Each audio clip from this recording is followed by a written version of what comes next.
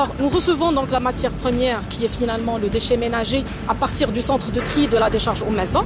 Donc, c'est une matière qui est plutôt humide. Donc, le déchet ménager trié, il est plutôt humide. Il atteint à peu près un taux d'humidité de l'ordre de 60%. Donc, par la suite, donc, nous procédons donc, à ce qu'on appelle la technologie MBT. MBT, c'est Mechanical Biological Treatments. Donc, c'est le traitement mécano-biologique.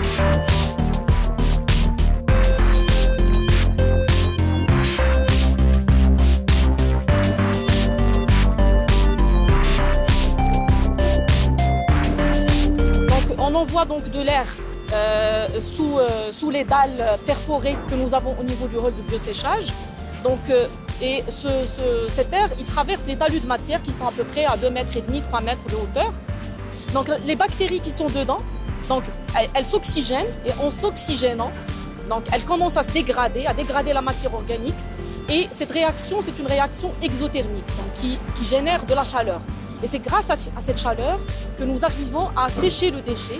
Donc pour amener son taux d'humidité de 60% en entrée, comme j'ai expliqué tout à l'heure, à 25% au bout de 15 à 20 jours de séchage.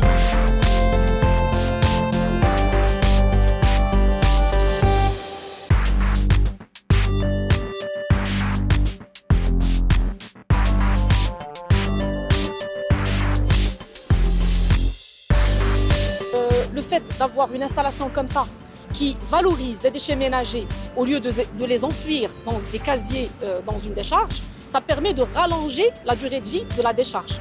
Deuxième chose, on essaye d'éviter ou bien de minimiser la génération des lixiviants.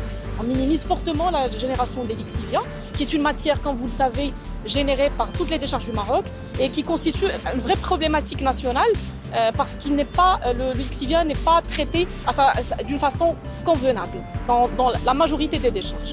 Pourquoi je dis ça? Tout simplement parce que notre technique, elle permet d'évaporer.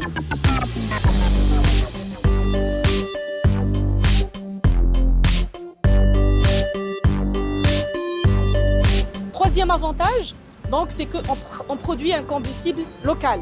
C'est un combustible marocain, donc, qui va substituer un combustible fossile qu'on importe en devise forte.